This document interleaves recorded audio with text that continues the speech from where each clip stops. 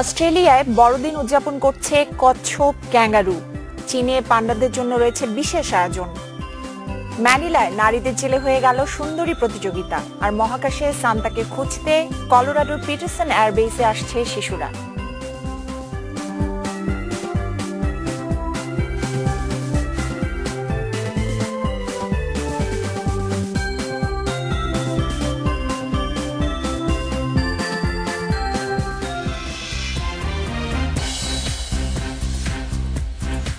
এক ঘন্টা আপনাদের সঙ্গে আছি আমি খালেদ মহিউদ্দিন।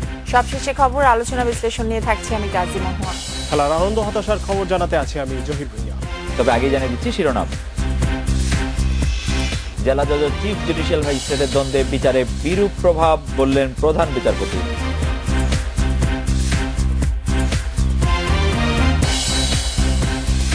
3 মাসের মধ্যে শৃঙ্খলা ফেরান মহিউদ্দিন নাসিরকে বিরোধ মেটাতে ওবায়দুলের নির্দেশ।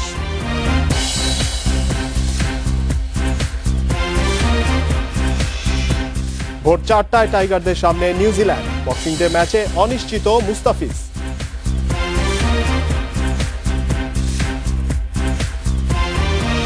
রাত 9টায় বাংলাদেশে আজ মতামত পাঠানোর বিষয়ে মামলা জট। মতামত পাঠাতে পারেন SMS অথবা ফেসবুকে। আপনাদের মতামত জানিয়ে দিচ্ছি সংবাদের পরের অংশে। প্রধান বিচারপতি সুরেন্দ্র কুমার সিনহা বলেছেন, জেলা জজ ও চিফ জুডিশিয়াল ম্যাজিস্ট্রেটের দ্বন্দ্বে বিচারে বিরূপ প্রভাব পড়ছে।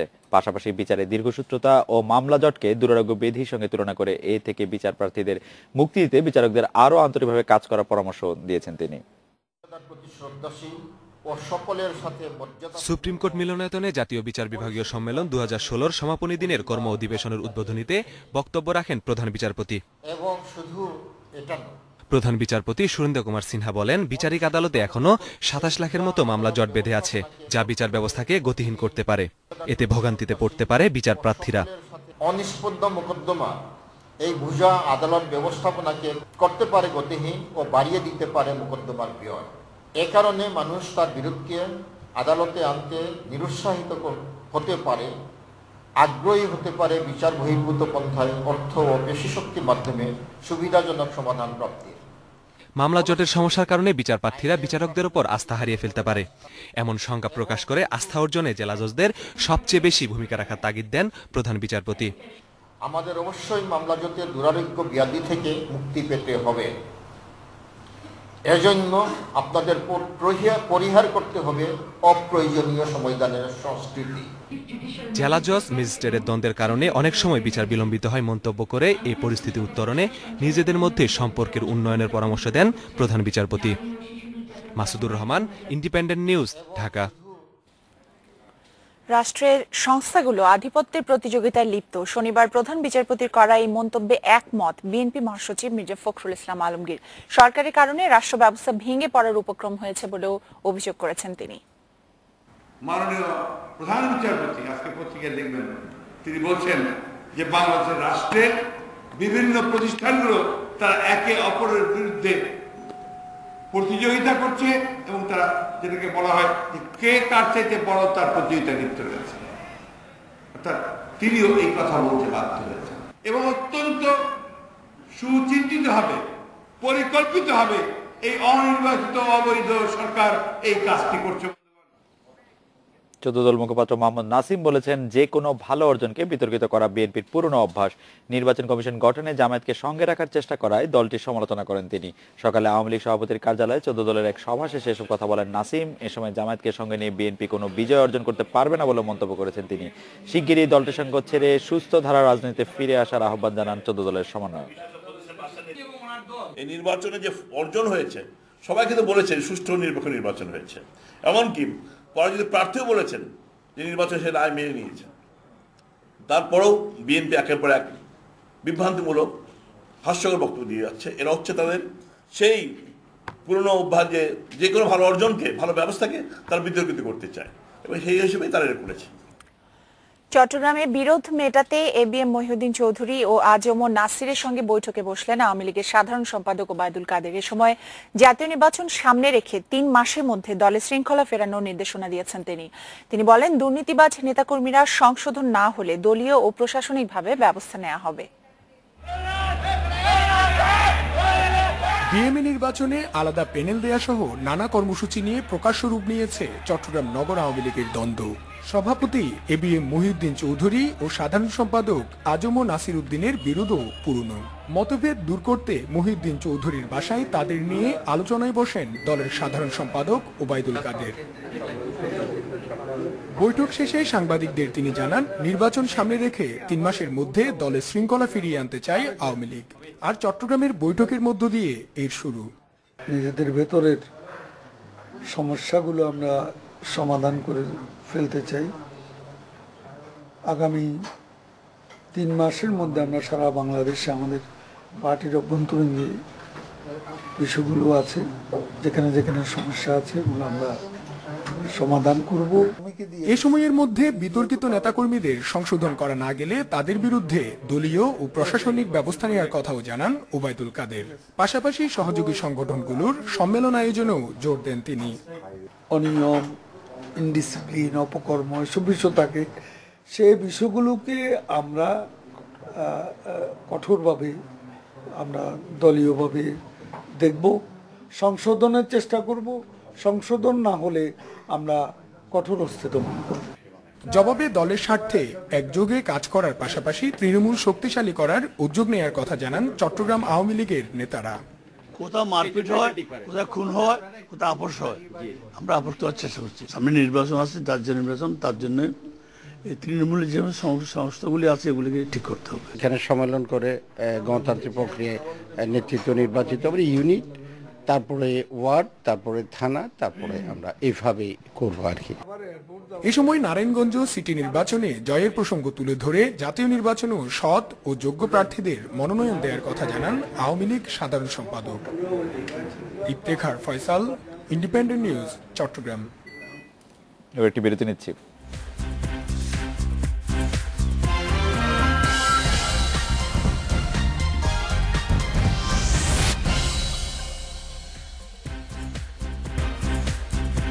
নটা 13 মিনিটে ফিরে এলাম রাত 9টা বাংলাদেশে। বড়দিন ও 31st নাইটে জঙ্গিদের হামলার পরিকল্পনা ছিল বলে ধারণা গোয়েন্দাদের। আশকোনার বাড়িটি তারা ব্যবহার করছিল অস্থায়ী আস্তানা হিসেবে। সন্ধ্যায় উদ্ধার অভিযান শেষে সাংবাদিকদের এসব কথা জানিয়েছেন কাউন্টার টেরোরিজম ইউনিটের প্রধান মনিরুল ইসলাম। প্রায় 15 ঘন্টার অপারেশন রিপোল 24 শেষ হয় শনিবার বিকেলে। রোববার সকালে শুরু হয় উদ্ধার অভিযান। সারা দিনই সূর্য ভিলায় কাজ করে বোমা ডিসপোজাল ইউনিট সহ পুলিশের বেশ কয়েকটি টিম। নিষ্ক্রিয় করা হয় আস্তানার ভেতরে পাওয়া 17 গ্রেনেড ও 2টি সুইসাইড ভেস্ট। সন্ধ্যায় কাউন্টার টেরোরিজম ইউনিটের প্রধান জানান, জঙ্গিরা বড় নাশকতার পরিকল্পনা করছিল। তারা কোনো একটি ঘটনা ঘটানোর জন্যই আসলে এত বিপুল সংখ্যক যে বিস্ফোরক এবং অস্ত্র সেগুলো সংগ্রহ করেছিল, এখানে জড়ো করেছিল। বাসাটির ভেতরে পাওয়া গেছে পোড়া কাগজ ও বিপুল পরিমাণ টাকা। পুলিশের ধারণা, বাসাটি কার্যালয় হিসেবে ব্যবহার করছিল জঙ্গিরা।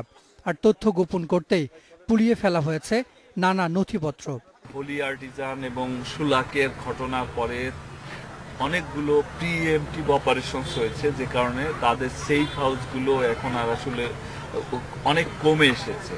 ফলে তাদের 1-2টা যে জায়গা আছে সেগুলোকেই তারা ব্যবহার করত। এখানে আমরা যে লক্ষণ দেখলাম যে এইটাকে তাদের এক অফিস হিসাবে ব্যবহারেরও একটা ইয়ে ছিল। শনিবার পুলিশের অভিযানে মারা যায় এক নারী সহ 2 জন। নিহত নারী তার সন্তানকে দিয়ে আত্মঘাতী হামলার পরিকল্পনা করছিল বলেও জানিয়েছে পুলিশ।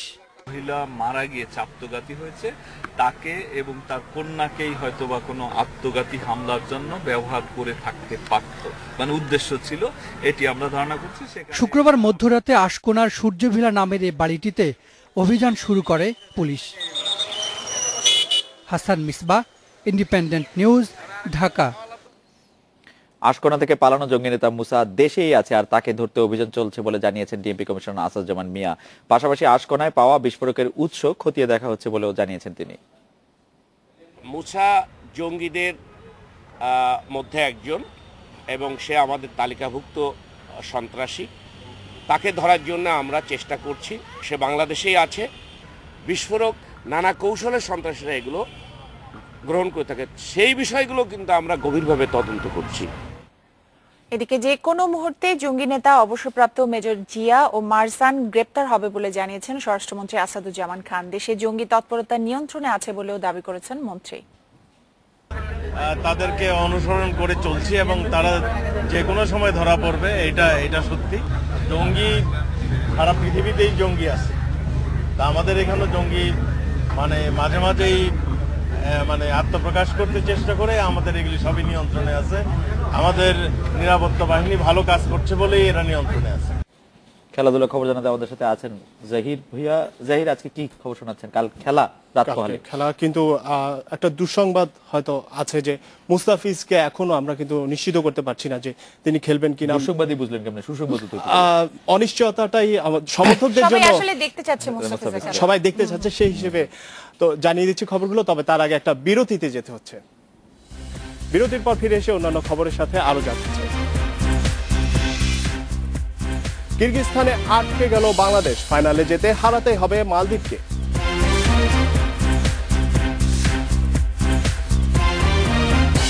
রেলিগেশন সংখ্যা কাটেনি মোহামেডানের, গুরুত্বপূর্ণ ম্যাচে শেখ জামালের সাথে ড্র।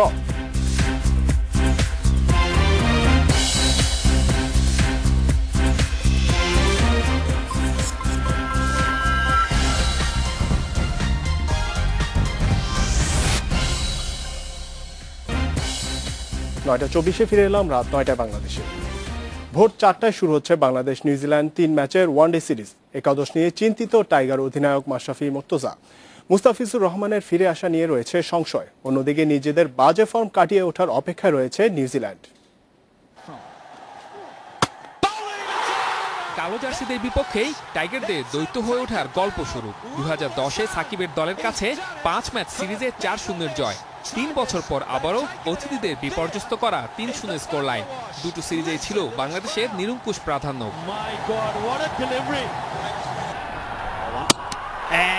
2016 সালে এসে অবশ্য সেই রেকর্ড খুব একটা স্বস্তি দিতে পারছে না বাংলাদেশকে। ক্রাইস্ট চার্চে নামার আগে কন্ডিশনের চিন্তার পাশাপাশি যোগ হয়েছে মুস্তাফিজকে নিয়ে অনিশ্চয়তা। সংক্ষিপ্ত কিন্তু জলজলে ক্যারিয়ারে নিউজিল্যান্ডকে একবারই সামনে পেয়েছিলেন দাফিজ। ইডেন গার্ডেন্সে ওয়ার্ল্ড টি20 সেই ম্যাচে তুলে নিয়েছিলেন 5 উইকেট। এখানে উইকেটে প্রচুর ঘাস রয়েছে, যা নতুন কিছু নয়। মুস্তাফিজকে খেলানোর বিষয়ে আমি ফিজিও এবং তার ফিল্ডিং কোচের সাথে কথা বলেছি। তাদের সাথে কথা বলে আমরা আগামীকাল চূড়ান্ত সিদ্ধান্ত নেব। তবে আমার মনে হয় সে ফিট আছে এবং তার খেলার সম্ভাবনা রয়েছে। কিছুদিন আগেই কাঁধে সার্জারি করেছেন মুস্তাফিজ। প্রস্তুতি ম্যাচে পুরো দমে বল করলেও অধিনায়ক এখনও নিশ্চিত নন তাকে ম্যাচে খেলানো নিয়ে। ফিজ না খেললে তার জায়গায় ডাক পাবেন অভিজ্ঞ রুবেল হোসেন। এছাড়া সাকিবের বোলিং সঙ্গী হিসেবে 2 স্পিনার তানভীর হায়দার কিংবা মেহেদী মিরাজের একজনকে বেছে নেবেন ম্যাশ। আমরা তো আগেও জানি যে আমাদের ডিফারেন্ট কন্ডিশন সবকিছু, ওয়েদারের কথা যদি বলেন, এর আগে যেখানে ক্যাম্প করেছি বা করছি এখানে এসে আরেকটু বেশি ঠান্ডা। সো এখানে আমরা লাস্ট 2 দিন আছি। সো কালকে হয়তো একটু ক্লাউডি থাকবে এবং যেটা ওয়েদার ফোকাসটা আছে। সো এখন ওইগুলো অ্যাডজাস্ট করে খেলতে হবে। অন্যদিকে নিউজিল্যান্ডের ওয়ানডে সময়টা ভালো যাচ্ছে না। ভারতের কাছে 3-2 হারার পর অস্ট্রেলিয়ার বিপক্ষে 3-0 ব্যবধানে হার নিয়ে বাংলাদেশের বিপক্ষে মাঠে নামছে ব্ল্যাক ক্যাপস। নিজ মাঠে ও পরিচিত কন্ডিশনে স্বাগতিকদের ভরসা তাদের সিম অ্যাটাক। ডাউন আন্ডারে টিম সাউদি ও ট্রেন্ট বোল্টের কার্যকারিতা দেখেছে গেল বিশ্বকাপ। এই দুজনের সাথে যোগ হবেন ম্যাট হেনরি ও কলিন গ্র্যান্ডহোম। হোম কন্ডিশনের নিউজিল্যান্ডের সিম ও পেইসের বিপক্ষে লড়াইটা বাংলাদেশের আত্মবিশ্বাস ও হার না মানার মানসিকতার। প্রথম ম্যাচেই নিজেদের ছন্দ খুঁজে পেতে মুখিয়ে আছে 2 দল। Saiful Majumder, independent news. ক্রাইস্টচার্চের হেগলি ওভালে প্রথমবার খেলছে বাংলাদেশ। এখানে সিমিং কন্ডিশন হলেও এবারে ব্যাটিং উইকেট হওয়ার আভাস পাওয়া যাচ্ছে। ম্যাচের আগের দিন উইকেটের ঘাস ছেড়ে ফেলা হয়েছে, ম্যাচের দিন ঘাস আরও ছোট করা হবে। কিউরেটররা বলছেন উইকেটে 280 থেকে 300 রান হওয়ার কথা। এবছর 3টা লিস্ট এ ম্যাচে প্রথম ইনিংসে গড় রান হয়েছে 272।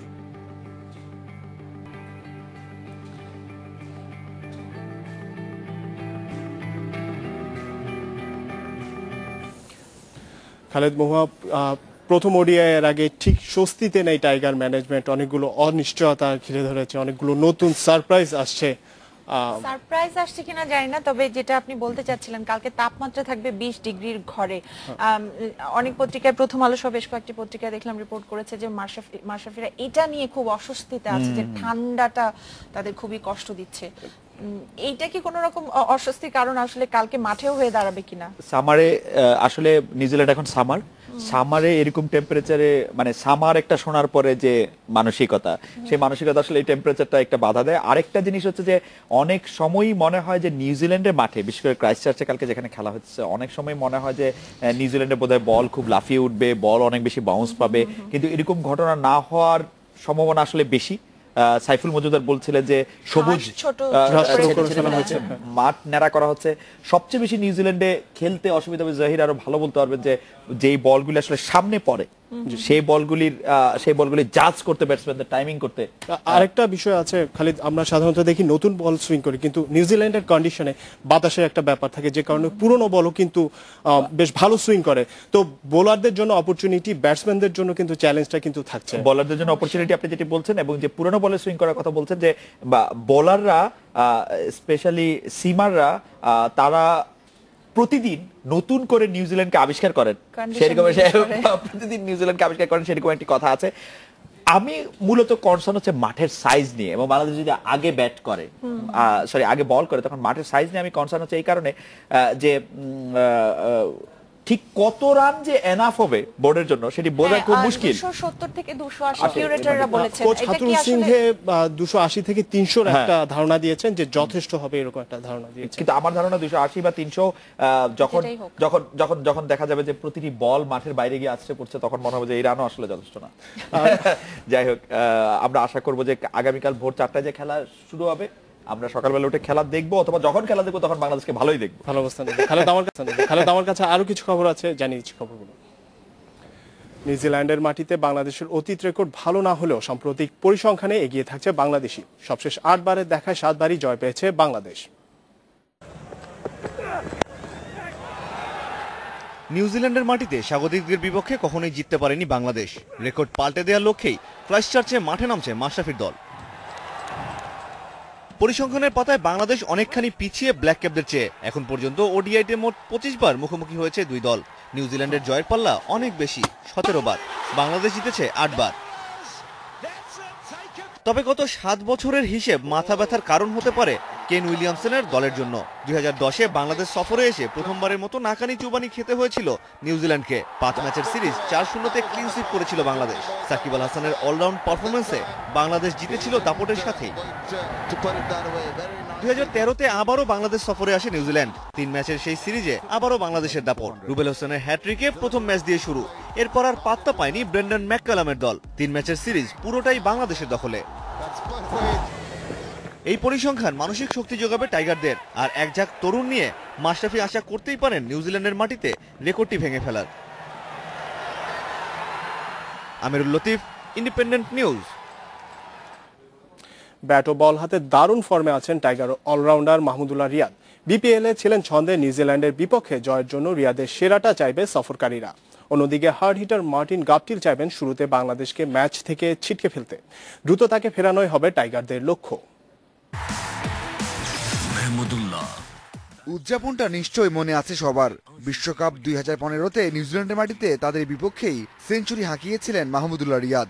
জয়ের কাছে গিয়েও সেই ম্যাচে হারতে হয়েছিল টাইগারদের। আবারও যখন ওয়ানডে ফরম্যাটে দুই দল মুখোমুখি, তখন আলোচনায় এই অলরাউন্ডার। পরিসংখ্যানও বলছে বিদেশের মাটিতে বেশি সফল ব্যাটসম্যান রিয়াদ। ক্যারিয়ারে 2 সেঞ্চুরি হাঁকিয়েছেন দেশের বাইরে, গড় রানও 34-এর বেশি। তবে বল হাতে খুব একটা সুবিধা করতে পারেননি। বিপিএলে ব্যাটে বলে দারুণ পারফরমেন্স করে অলরাউন্ডারের ভূমিকা পালনে নিজেকে প্রস্তুত করে রেখেছেন রিয়াদ। টিম ম্যানেজমেন্টও চাইবে তার সেরা সার্ভিস। রিয়াদ যেমন টাইগার মিডল অর্ডারের প্রাণ, তেমনই নিউজিল্যান্ডের শক্তি ওপেনার মার্টিন গাপটিল। টিকে থাকার চেয়ে দ্রুত রান তোলায় বেশি মনোযোগী এই ওপেনার। ইংল্যান্ড, অস্ট্রেলিয়া, ওয়েস্ট ইন্ডিজের মতো দলের বিপক্ষে দ্রুত রান তোলায় নানা রেকর্ড আছে এই কিউইর। ঘরের মাঠে আছে 237 রানের ইনিংসও। বাংলাদেশের বিপক্ষে সব সময় সফল গাপটিল। 4 ম্যাচে 57 গড়ে করেছেন 230 রান। ক্রাইস্টচার্চে বাংলাদেশে বড় বাধা হতে পারেন গাপটিল। ম্যাচে টিকে থাকার জন্য মাশরাফি তাসকিনদের লক্ষ্য থাকবে দ্রুত এই ওপেনারকে ফেরানো। Mazharul Islam, independent news. বঙ্গবন্ধু আন্তর্জাতিক ভলিবলে কিরগিজস্তানের কাছে হেরে ফাইনালের অপেক্ষা বাড়ল বাংলাদেশের। ফাইনাল নিশ্চিতের ম্যাচে কিরগিজদের কাছে 2-3 সেটে হারে সাইদ আল জাবেরের দল।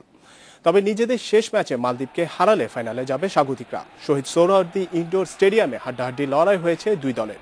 প্রথম সেট বাংলাদেশ হেরে গেলেও পরের সেটে ঘুরে দাঁড়ায়, তবে তৃতীয় সেটে আবারও হার। ম্যাচ বাজিয়ে রাখতে চতুর্থ সেটে জয় পায় স্বাগতিকরা, কিন্তু ফাইনাল সেটে 12-10 পয়েন্টে এগিয়ে থেকেও জয় হাতছাড়া করে লাল সবুজ। শেষ পর্যন্ত 13-15 পয়েন্টে হেরে যায় বাংলাদেশ। বিপিএল ফুটবলের 21তম রাউন্ডেও রেলিগেশন সংখ্যা কাটতে পারল না মোহামেডান। শেখ জামালের সঙ্গে 1-1 গোলে ড্র করেছে সাদা কালোরা। অবনমন ঠেকাতে শেষ রাউন্ডে উত্তর বারিধারার বিপক্ষে জিততেই হবে তাদের। আরেক ম্যাচে আরামবাগের কাছে 1-0 গোলে হেরেছে শেখ রাসেল ক্রীড়াচক্র। 20 রাউন্ড শেষে 18 পয়েন্ট নিয়ে 10 নম্বর স্থানে মোহামেডান। 21তম রাউন্ডে শেখ জামালের বিপক্ষে তাই রেলিগেশন সংখ্যা কাটানোর লক্ষ্য নেই বঙ্গবন্ধু জাতীয় স্টেডিয়ামে সাদা কালোরা। প্রথম লেগে ধানমন্ডির জায়ান্টদের হারানোর আত্মবিশ্বাস সঙ্গী ছিল ঐতিহ্যবাহী ক্লাবটির। মাঝ মাঠে বেশ কিছুক্ষণ বলের এদিক সেদিক হলেও গোলের প্রথম সুযোগ পায় মোহামেডানই। 21 মিনিটে স্কোর করেন সবুজ। মোহামেডানের খুশির রেশ অবশ্য বেশিক্ষণ টেকেনি। 6 মিনিট পরেই ভুল করে বসে মোহামেডান ডিফেন্ডার। পেনাল্টি এরিয়ার একটু বাইরে ফ্রি কিক পায় শেখ জামাল। সেট পিস থেকে সমতা আনেন জামাল ফরওয়ার্ড ল্যান্ডিং। দ্বিতীয়ার্ধে বেশ কিছু সুযোগ পায় দুই দলই, তবে সমর্থকদের হতাশ করে প্রত্যেকটি সুযোগ নষ্ট করে তারা। এক সমতায় শেষ হয় ম্যাচ।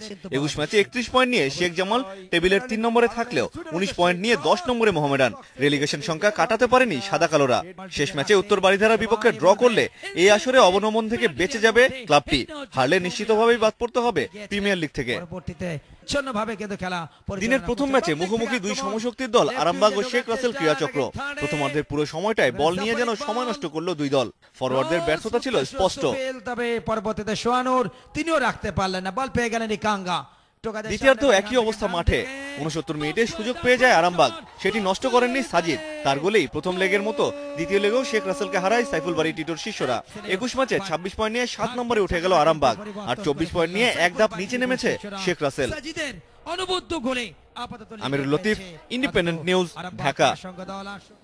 খেলার খবরে এই ছিল আমার কাছে সবশেষ। আরো কিছু খবর জানাবেন মহুয়া এবং খালেদ।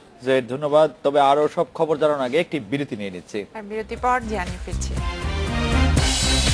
আশুলিয়ার বন্ধ পোশাক কারখানা খুলছে সকালে, প্রধানমন্ত্রীর নির্দেশে বিজিএমইএ এর সিদ্ধান্ত।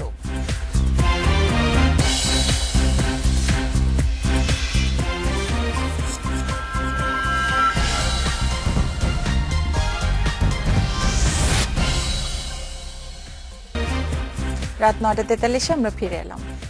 শ্রমিক অসন্তোষের মুখে বন্ধ হয়ে যাওয়া আশুলিয়ার 59টি পোশাক কারখানা খুলছে কাল। সন্ধ্যায় বিজিএমইএ ভবনের সংবাদ সম্মেলনে কথা জানান বিজিএমইএ সভাপতি সিদ্দিকুর রহমান। প্রধানমন্ত্রীর নির্দেশে এই সিদ্ধান্ত নেওয়া হয়েছে বলেও জানিয়েছেন তিনি। মজুরি বাড়ানো সহ আরও কিছু দাবিতে 11 ডিসেম্বর থেকে বিক্ষোভ শুরু করেন আশুলিয়ার কয়েকটি পোশাক কারখানার শ্রমিকেরা। পরে মালিকপক্ষ ও প্রশাসনের সঙ্গে শ্রমিকদের কয়েক দফা সমঝোতার চেষ্টা ব্যর্থ হয়। পরিস্থিতির অবনতি হলে 20 ডিসেম্বর 59টি পোশাক কারখানা অনির্দিষ্টকালের জন্য বন্ধ করে দেয় মালিকপক্ষ। উৎপাদন বন্ধ হয়ে যাওয়ায় ক্ষতির মুখে পড়ে পোশাক কারখানাগুলো। মালিকপক্ষ জানায় বন্ধ থাকা কারখানাগুলোর প্রতিদিনের গড় ক্ষতির পরিমাণ প্রায় 80 কোটি টাকা। এই পরিস্থিতিতে মালিক ও শ্রমিকদের স্বার্থে সোমবার থেকে কারখানা খুলে দেওয়ার কথা জানায় বিজিএমইএ। উদ্ভূত পরিস্থিতিতে মাননীয় প্রধানমন্ত্রীর নির্দেশ ক্রমে, শ্রমিক ভাই বোনদের অনুরোধ ক্রমে এবং সার্বিক অর্থনীতির দিক বিবেচনা করে আমরা আশুলিয়াস্থ যে 59টি কারখানা শ্রম আইনের 13(1) ধারায় বন্ধ রয়েছে, সেই কারখানাগুলোর মালিক ভাইদেরকে অনুরোধ করছি 13(1) ধারা প্রত্যাহার করে কারখানাগুলো খুলে দিন। সবার স্বার্থে শ্রমিকদের কোনো উস্কানিতে কান না দেওয়ার আহ্বান বিজিএমই নেতাদের। শ্রমিক ভাই বোনদেরকে অনুরোধ করছি, আপনারা আগামীকাল সকাল থেকে স্ব কারখানায় যোগ দিন এবং উৎপাদন সচল রাখুন। আপনারা দেখছেন যে আমরা মজুরি বোর্ডের সিদ্ধান্তের আলোকে আপনাদেরকে মূল মজুরির 5% বাৎসরিক ইনক্রিমেন্ট হিসেবে দিয়ে যাচ্ছি। পোশাক খাতে আন্তর্জাতিক প্রতিযোগিতায় টিকে থাকতে হলে মালিক ও শ্রমিক সংগঠনগুলোকে একসঙ্গে কাজ করার আহ্বান জানানো হয় সংবাদ সম্মেলনে। Shahid Ahmed, independent news, Dhaka. মামলা জট এই বিষয়ে আপনাদের মতামত জানতে চেয়েছিলাম। কিফায়েত বলেছেন নিম্ন আদালতে দ্রুত নিষ্পত্তি হলেও উচ্চ আদালতে ধীর গতির কারণে সৃষ্টি হচ্ছে মামলা জট। শ্রীকান্ত বলছেন যে হারে মামলা জট তৈরি হচ্ছে তাতে প্রমাণ পাওয়া যায় বাংলাদেশের প্রশাসন কতটা সফল। সুজন বলছেন দেশে যে হারে অপরাধ বাড়ছে তাতে মামলার জট তৈরি হওয়াটা স্বাভাবিক। আর পথিক বলছেন মামলা জটের জন্য বিচার পদ্ধতি বা প্রক্রিয়া দায়ী। পাখি বলছেন মামলার দীর্ঘসূত্রতার কারণে যেমন অনেক নির্দোষ ব্যক্তি সাজা পায় তেমনি ন্যায় বিচারও ব্যাহত হয়। কাকন বলছেন রাজনৈতিক মদদে আমলাদের হস্তক্ষেপের ফল মামলা জট। সজীব বলছেন আমলাদের অসৎ মানসিকতা, দৃষ্টিভঙ্গি ও দুর্বল রাজনৈতিক সংস্কৃতি ও প্রতিদ্বন্দ্বিতামূলক মনোভাবই একমাত্র কারণ। সুলতান বলছেন যতদিন মামলা থাকবে ততদিন ঘুষ চলবে, আর এর কারণে মামলার দীর্ঘসূত্রতা তৈরি হয়। আমিন বলছেন প্রশাসন এবং আইনজীবীরা সঠিকভাবে দায়িত্ব পালন করলেই এই সমস্যা সমাধান করবে।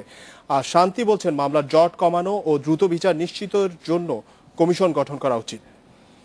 আসলে মামলা জটের যে বিষয়টি, সেই মামলা জটটি কিন্তু আমাদের এখানে আজ নতুন নয়, অনেক বছর ধরে সেটি চলে আসছে। কিন্তু প্রধান বিচারপতি আজ যে কথাটি বললেন সেটি আমার কাছে অনেকই নতুন লেগেছে। প্রধান বিচারপতি আজকে মামলার প্রভাব সম্পর্কে আজকে একটি কথা বলেছেন, সে কথাটি অনেকটা এরকম যে আমি প্রধান বিচারপতিকে কোট করছি। তিনি বলছেন এটা জেনে আমি ব্যথিত হয়েছি যে কোনো জেলার জেলা জজ ও চিফ জুডিশিয়াল ম্যাজিস্ট্রেট সম্পূর্ণ ব্যক্তিগত কারণে অনাকাঙ্ক্ষিত বিবাদে জড়িয়ে পড়ছেন। এটি জেলার সামগ্রিক বিচার ব্যবস্থার উপর অত্যন্ত বিরূপ প্রভাব ফেলছে। প্রধান বিচারপতি কিন্তু এই ধরনের বিষয়গুলো নিয়ে কথা বলছেন বেশ অনেকদিন ধরে। এর আগেও উনি বেশ দুই একবার বলেছেন, এই বিষয়গুলো সামনে আনার চেষ্টা করছেন। তাতে কি আসলে খুব বেশি কিছু হবে? এটা তো একটা ব্যক্তিগত বিষয়ের কথা বলেছেন, কিন্তু আমাদের যে সার্বিকভাবে যে অবস্থা, যত মামলা এখনো সলভ হয় নাই, নিশ্চয়ই সেগুলি সেই জটগুলি হয়তো একদিনে পূরণ হবে না, কিন্তু প্রধান বিচারপতি যদি বিষয়টি যে বিষয়গুলি নজরে আনতে চাইছেন সেই বিচারগুলি যদি শুরু হয় তাহলে অবস্থার কিছুটা হলেও পরিবর্তন হবে আসলে। এবং নানা ধরনের জুডিশিয়ারি এবং এই ব্যবস্থাগুলি আসলে আরোপ করার চেষ্টা করা হচ্ছে সেগুলি। দর্শকদের অনেক ধন্যবাদ আপনাদের মতামতের জন্য। আজ বড়দিন, খ্রিস্টানদের সবচেয়ে বড় ধর্মীয় উৎসব। সকাল থেকে গির্জাগুলোতে ছিল বিশেষ প্রার্থনা, বর্ণিল আয়োজন ছিল 5 তারা হোটেলগুলোতে। উৎসবে অংশ নিতে এসব জায়গায় সারাদিন ভিড় করেছেন নানা বয়সীরা।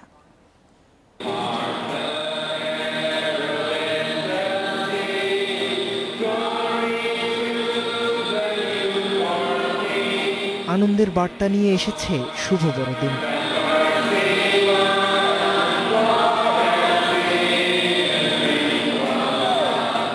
নানা আয়োজনে সকাল থেকেই উৎসব মুখর ছিল রাজধানীর প্রার্থনালয়গুলো।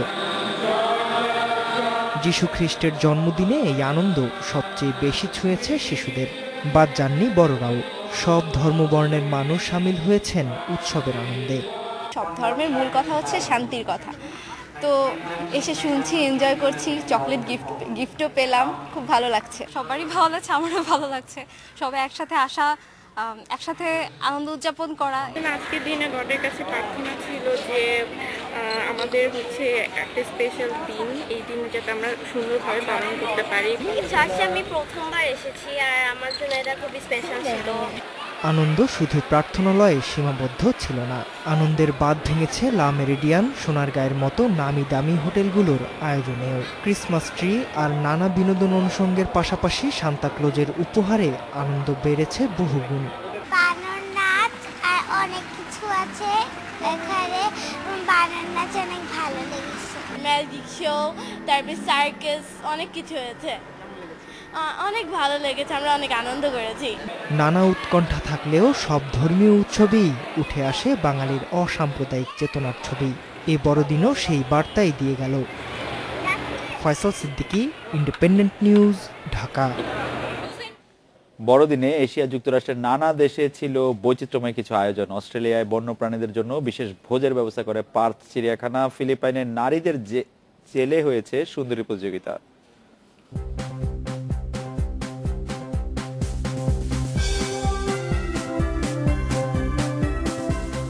বড়দিন উদযাপনে পিছিয়ে নেই অস্ট্রেলিয়ার বাদর, কচ্ছপ, ক্যাঙ্গারু। বন্যপ্রাণীদের জন্য বিশেষ আয়োজন করেছে পার্থ চিড়িয়াখানা। চীনে বড়দিন উদযাপন করছে পান্ডারা।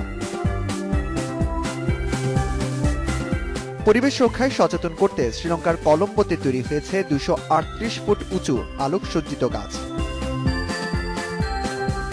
ফিলিপাইনে নারীদের জেলে হয়ে গেল সুন্দরী প্রতিযোগিতা। কর্তৃপক্ষের আশা এতে ভালো কাজে উৎসাহী হবে সাজা পাওয়ারা। এত তোড়জোড় যে সান্তা ক্লজকে নিয়ে, সেই সান্তার বাসাটা কেমন জানতে ম্যানিলায় তৈরি হয়েছে সান্তা হাউস।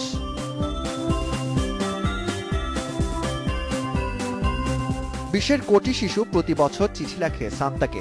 সেই সান্তাকে এবার মহাকাশে খুঁজবে যুক্তরাষ্ট্র কানাডার যৌথ প্রকল্প নরেড। যুক্তরাষ্ট্রের কলোরাডোর পিটারসন এয়ারবেসে এই অনুসন্ধানে যোগ দিয়েছে শিশুরাও। Wasiq Sajjad, independent news. এই ছিল রাত 9টায় বাংলাদেশে। আজকে রাত 9টায় বাংলাদেশ শেষ করবো থাইল্যান্ডের ফুলমুল উদযাপনের কিছু ছবি দেখে। তার আগে আমরা বিদায় নিচ্ছি। আমন্ত্রণ পরে আয়োজনে শুভরাত্রি।